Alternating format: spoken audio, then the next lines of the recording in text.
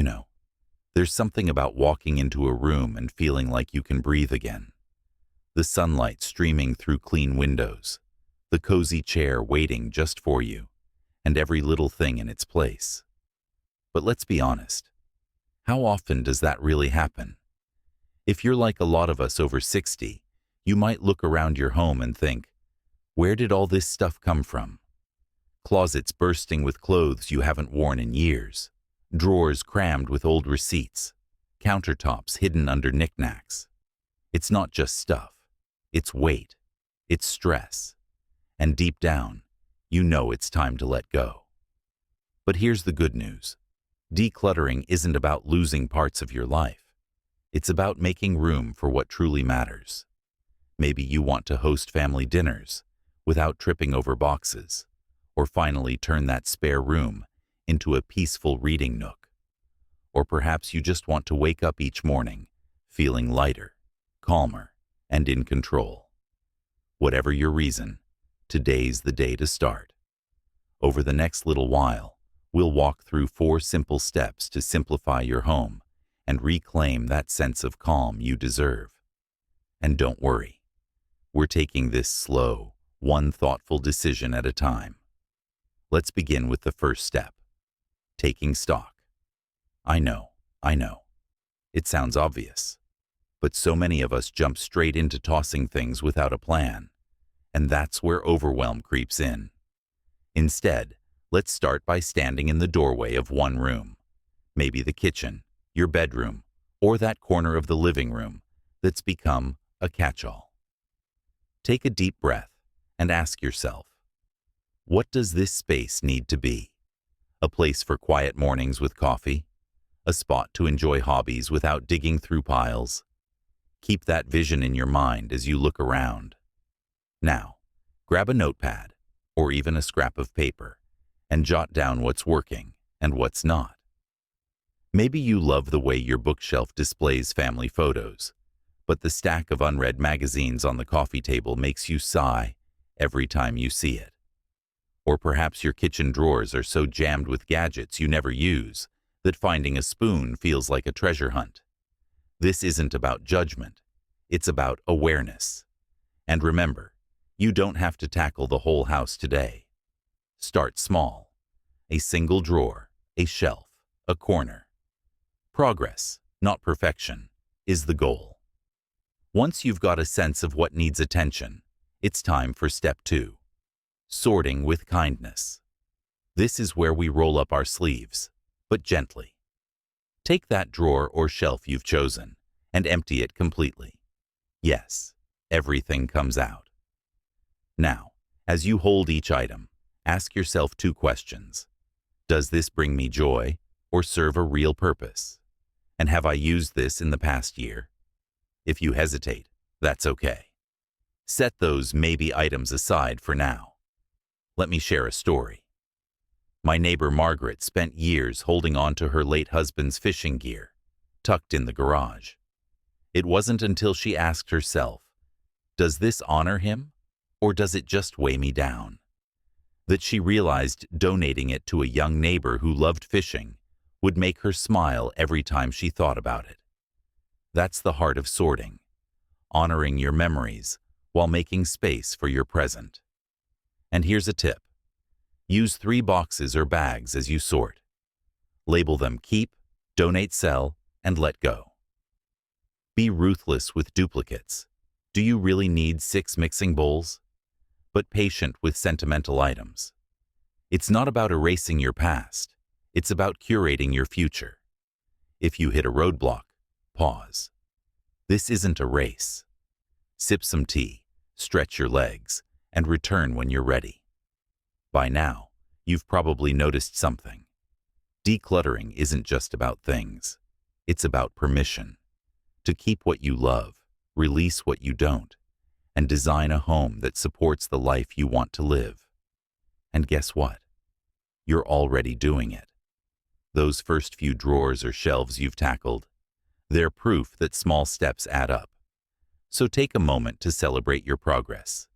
Then, when you're ready, we'll move into the heart of the process, where we'll talk about navigating those tricky sentimental items and creating systems that stick. Because this isn't just about cleaning up. It's about building a home that feels like a hug every time you walk through the door. Now, let's talk about those sentimental items, the ones that tug at your heartstrings every time you pick them up.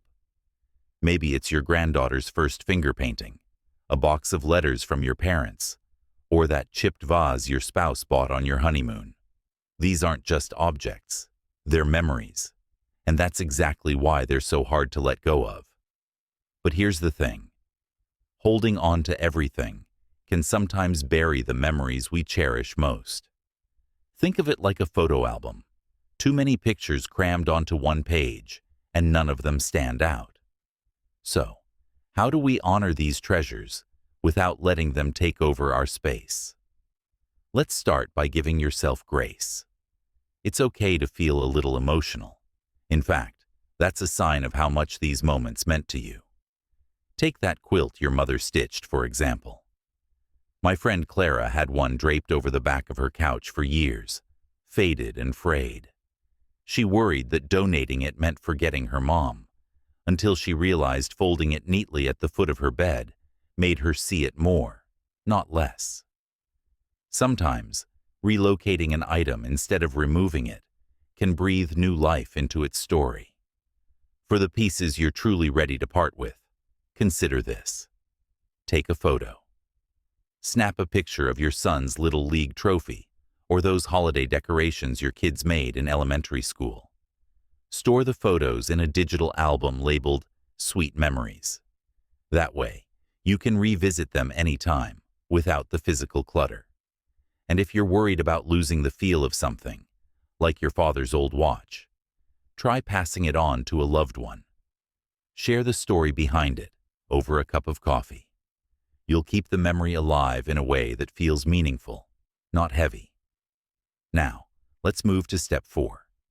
Creating systems that stick. You've sorted, you've prioritized, you've made tough calls. Now what?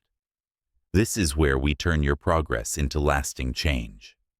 Think of it like tending a garden. You've pulled the weeds. Now it's time to plant flowers and water them regularly.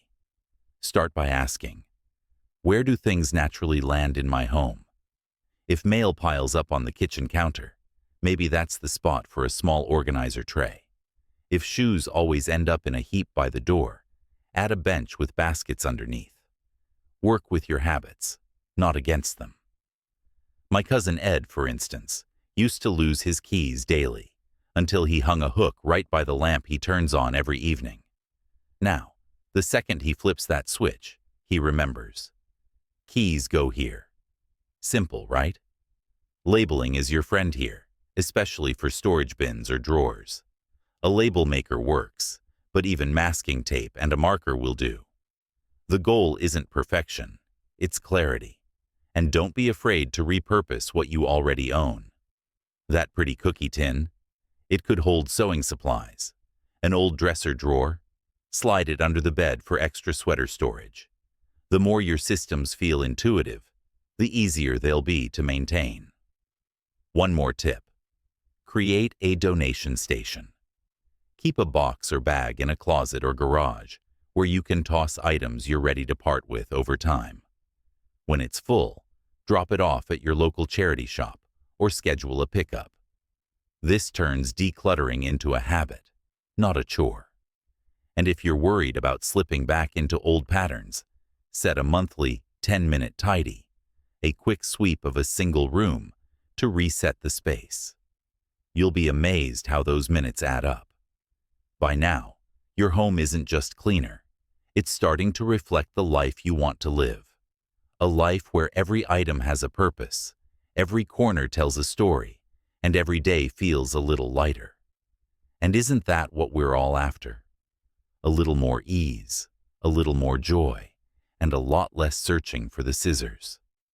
When you're ready, we'll wrap this up with some final thoughts on maintaining your newfound peace, and how to keep that calm flowing, even when life tries to clutter it up again.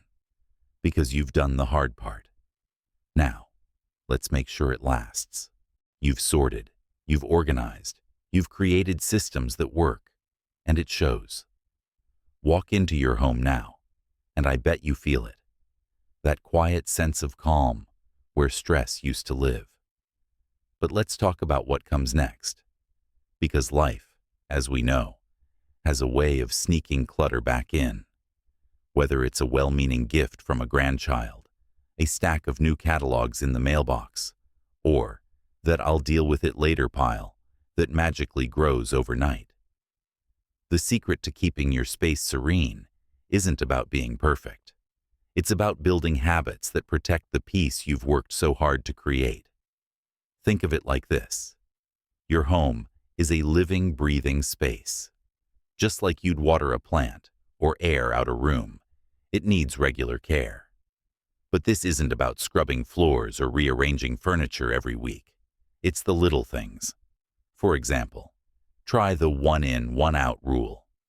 Found a lovely new throw blanket for the couch? Consider donating an old one you no longer use. Bought a new book? Pass a finished one along to a friend. This keeps your space balanced and reminds you to cherish what you bring in. And here's a trick I learned from my Aunt Ruth, who's 82 and the most clutter-free person I know.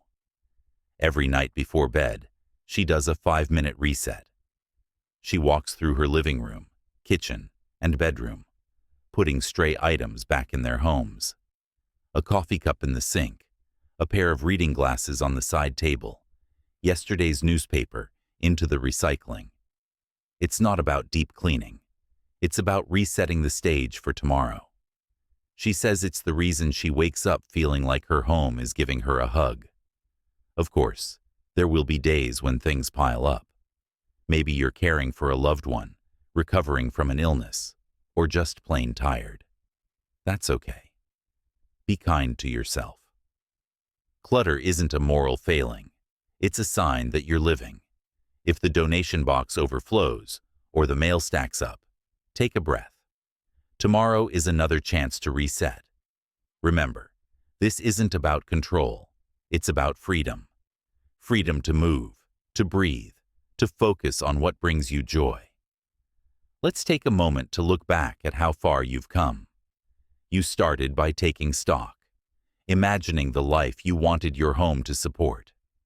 Then you sorted with kindness, honoring your memories without letting them weigh you down. You created systems that work with your habits, not against them. And now, you're building routines to protect that peace. These aren't just steps. They're acts of self-respect. A way of saying, I matter, and my space should reflect that. So, what's next? Keep trusting yourself. Keep celebrating the small wins. A drawer that stays tidy, a countertop that stays clear, the newfound ease of finding what you need. And if you ever feel stuck, come back to that first question. What does this space need to be? Your answer might change over time, and that's a beautiful thing. Our homes should grow with us, not hold us back. Before we wrap up, I'd love to hear from you.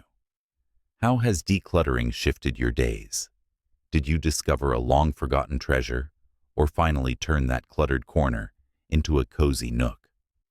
Share your stories in the comments below. I read every single one. And if this video inspired you, pass it along to a friend who might need a little nudge to simplify their space. Don't forget to hit like and subscribe if you haven't already. We've got plenty more conversations like this coming your way. Here's to your lighter, brighter home, and the lighter, brighter life that comes with it. Because you've earned this. Every cleared shelf, every organized drawer, every deep breath in a room that finally feels like yours. It's all proof that it's never too late to make space for what matters. Thanks for letting me be part of your journey. Now go enjoy that beautiful, clutter-free view. You've worked wonders.